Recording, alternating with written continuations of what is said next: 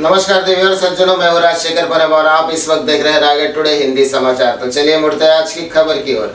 कल दिनांक 19 मार्च से लेकर आने वाली 22 मार्च तक खोपोली शहर में एक आध्यात्मिक अभियान, एक आध्यात्मिक प्रयोग चलाया जा रहा है जिसका नाम है सहज योग। आत्म साक्षात्कार करना, आत्म साक्षात्कार के बारे में जानकारी देना, आत्म साक्षात्कार के बारे में प्रैक्टिकल्स कर लेना इस कार्यक्रम का प्रमुख उद्देश्य है। परम पूज्य गुरु माता निर्मला देवी जी से प्रेरित स्पिरिचुअल फाउंडेशन ट्रस्ट की ओर से इस आध्यात्मिक कार्यक्रम को खोपोली शहर में चलाया जा रहा है, जिसके प्रमुख इस वक्त डॉक्टर आयस बंसल जी है। डॉक्टर आयस बंसल जी के निर्देशन में पूरा कार्यक्रम किया जा रहा है। कल डॉक्टर आयस बंसल जी ने खोपोली शहर में पद यात्रा करते हुए खोपोली शहर के लोगों को इस अपने अभियान के बारे में बताते हुए खोपोली शहर के हर एक मस्जिद में, हर एक मंदिर में, हर एक गुरुद्वारा में, हर एक गिरजाघर में जाकर वहाँ के लोगों को सम्मानित करते हुए अपने इस योग शिविर के बारे में बताया। सदगुरु डॉक्टर आयस बंसल जी का ये भी कहना है कि एक बार इंसान को अगर आत्म साक्षात्कार हो जाए और वो परमात्मा से उसके तार अगर जुड़ जाए तो उसके बाद उसके जीवन में आने वाले हर एक क्लेश से, हर एक ग्रह दोष से, पितृदोष, ऐसे अनेकों समस्याओं से इंसान बिना किसी डॉक्टर के पास या बिना किसी गुरु के पास जाकर खुद ही अपना इलाज खुद कर सकता है। और इस विषय में डॉक्टर बंसल जी ने आज दिनांक 20 मार्च को खोपोली शहर के ब्राह्मण सभा हॉल में पत्रकार परिषद भी ली और पत्रकारों के प्रश्नों के उत्तर भी दिए। तो चलिए चलकर देखते हैं। पहले तो वो फुटेज हम आपको दिखाते हैं जो डॉक्टर बंसल जी ने कल खोपोली में पद यात्रा करते हुए हर एक मंदिर, हर एक मस्जिद, हर एक गिरजाघर और हर एक गुरुद्वारा में जाकर जो भी वहाँ के लोगों से साथ बातचीत की, उनका सम्मान किया। और उसके बाद हम आपको सीधे दिखाते हैं कि आज के पत्रकार परिषद में डॉक्टर बंसल जी ने क्या क्या सवालों के जवाब दिए हैं। जान लीजिए, ये नया संदेश है, पूरे संसार के लिए संदेश है कि अब सतयुग चल रहा है, कलयुग बिल्कुल समाप्त हो चुका है। किसी भी कैंसर की बीमारी को गणेश मंत्र से ठीक किया जाएगा। किसी भी तरह के असाध रोगों को हर इंसान घर का ठीक करेगा। अब दवाई और डॉक्टर की आवश्यकता नहीं होगी, क्योंकि जब भी संसार में अवतार का आगमन होता है, किसी भी औलिया का आगमन होता है, तो उस संसार में बदलाव आता है। अब सतयुग चल रहा है, कलयुग बिल्कुल समाप्त है। जान लीजिए और पहचान लीजिए, अब पूरे विश्व में जो ईमानदार और चरित्रवान लोग होंगे उनकी विजय होगी, चारों तरफ उनकी विजय होगी। और जो भ्रष्टाचारी, झूठे बेईमान हैं, ऐसे लोगों की हार होगी। जो गणेश के विरोध में काम करते हैं, ऐसे लोगों को कैंसर होगा। जो गणेश जी के विरोध में काम करते हैं, ऐसे लोगों को कैंसर होगा। और अब गणेश मंत्र से ही कैंसर को ठीक किया जाएगा। कोई दवाई दी नहीं जाएगी और पैसा लिया नहीं जाएगा। जान लीजिए और पहचान लीजिए।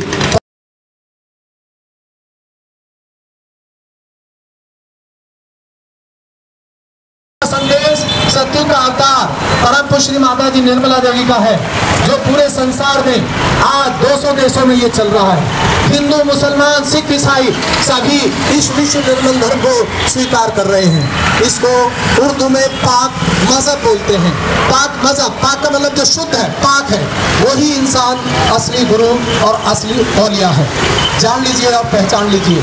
आने वाला समय में आप सबको जानकर खुशी होगी कि हर घर में एक गुरु और एक गुरु भी मिलेगी। हर घर में मिलेगी। बच्चा भी गुरु हो सकता है, स्त्री भी गुरु हो सकती है और पुरुष भी गुरु हो सकता है। ये संदेश पूरी दुनिया को दिया जा रहा है। इस सतयुग के अवतार पर हम आपको कहलाते हैं। ये हमारे विश्व निर्मल धर्म की तरफ से है और पूरे संसार के लोग आपको सम्मानित कर रहे हैं। और क्योंकि जो महावीर जी ने कार्य किया था वही हम कर रहे हैं।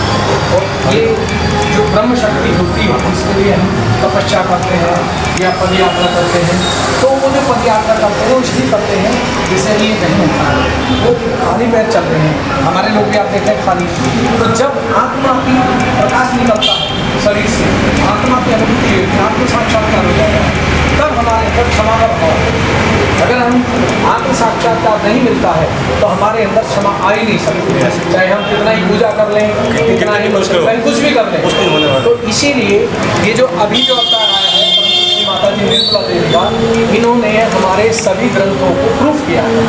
जो महावीर जी है उनके बारे में बताया कि जब वो हमारी जो कुंडली शक्ति है जब आज्ञा चक्र को पार करती है तब हम क्षमा करते हैं। और काफिला ये हर मज़हब हर मंदिर मस्जिद को सम्मान दे रहे हैं और जो वहाँ की जो इबादत करते हैं प्रार्थना कराते हैं इनको सम्मानित कर रहे हैं। तो हम चाहते हैं कि अब ये समय आ चुका कि कुरान में लिखा है कि जब क़यामत चलेगी तो हाथों पे रूह आएगी, ज़बान बंद हो जाएगी और चारों तरफ हाहाकार होगी, लेकिन जिसके हाथों पे रूह होगी और जिस मज़ार में ये रूह निकलेगी वो सबका भला करेगी।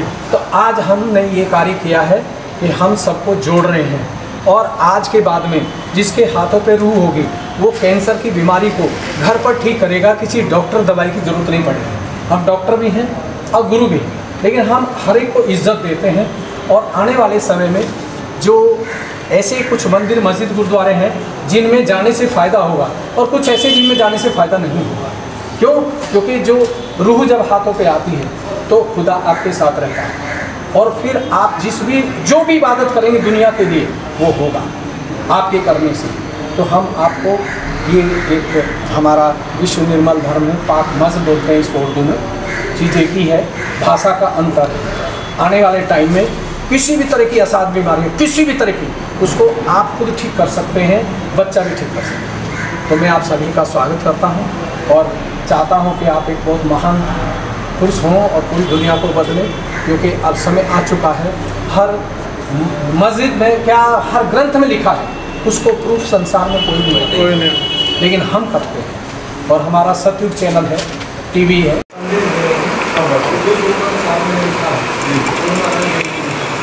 वो आज कैसे ही प्रूव करेगा, क्योंकि जो खालिश है बोला ना खालिश वही खालसा आज करेगा।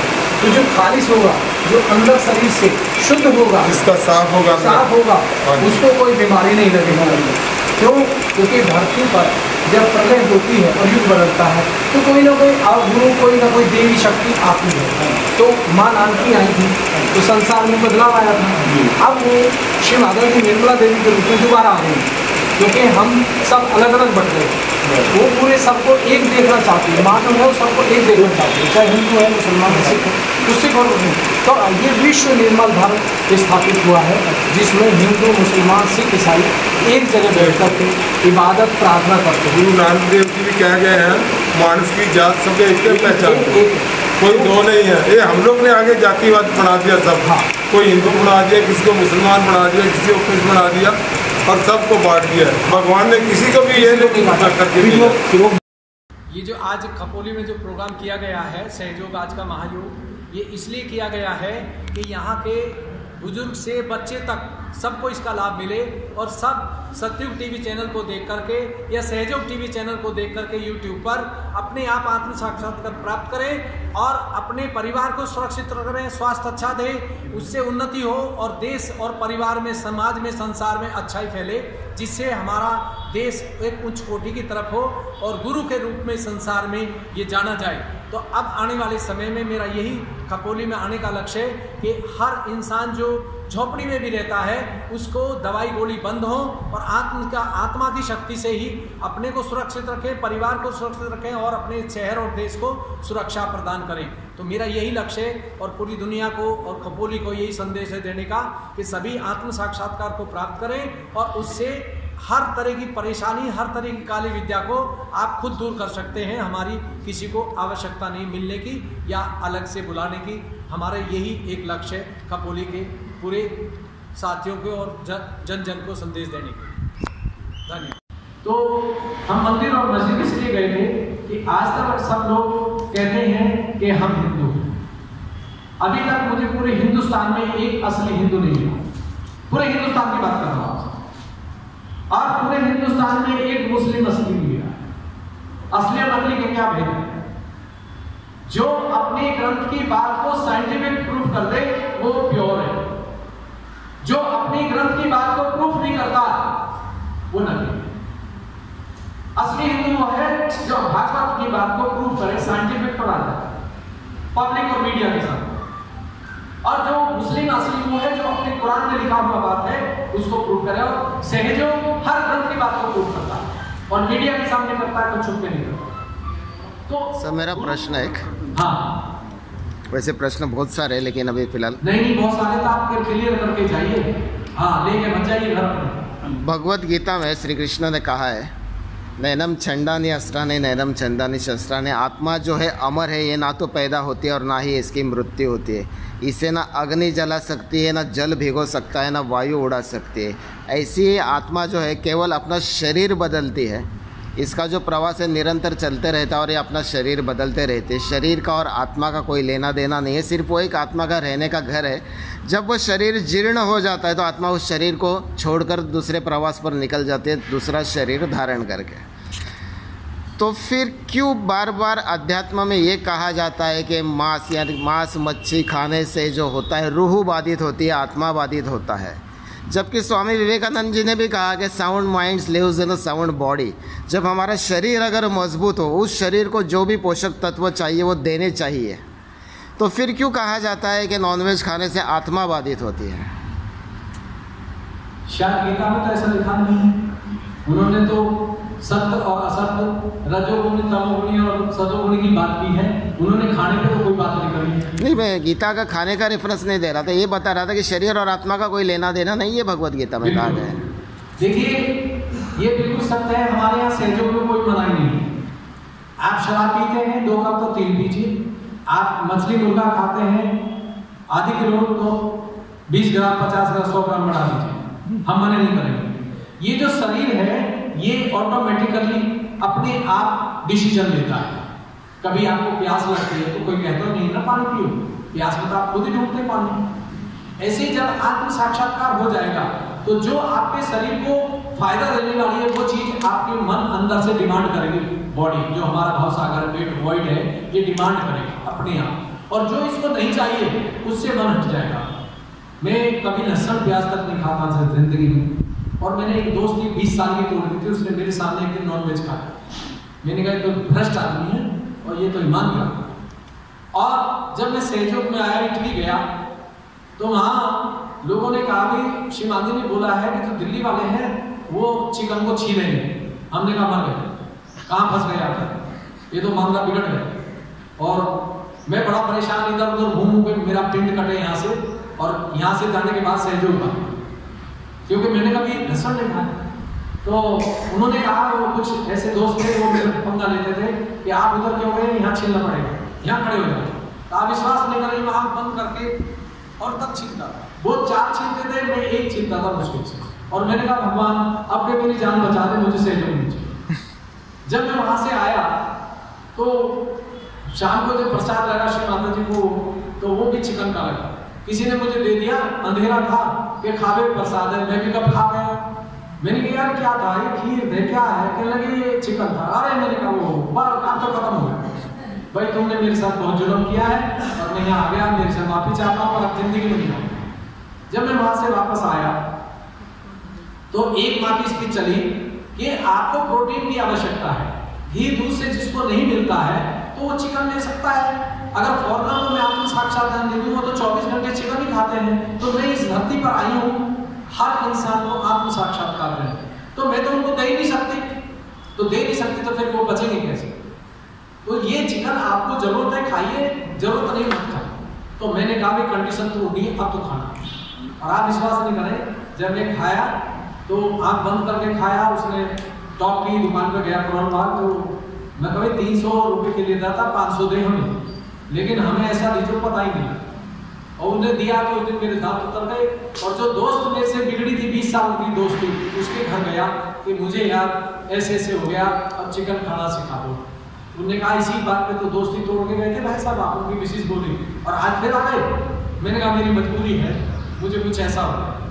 तो दूसरे दिन जब मैं गया जमा मस्जिद क्रीम पे ले गया, वो कह रहे ऐसा लगेगा प्लेट में भी इतना नहीं छोड़ पाएगा। मगर हाँ वो ठीक है। जब गया तो उन्होंने वहाँ बताया सिलपट्टा पे लगकर पीसते हैं मसाला, ये जैसे ही खाया उसमें मुनक्का काजू पड़े हुए, पूरी प्लेट साफ। और मन उस दिन से ये रहे कि कौन से होटल में मिलेगा। तो रात को नींद आती थी जब खाता था तब, अगर रात को दिन में नहीं मिला कहीं तो पूरी रात बैठ के गुजारता था कि भगवान सूरज कब निकलेगा, कौन सा होटल मुझे मिलेगा, क्योंकि घर से चोरी से खाता।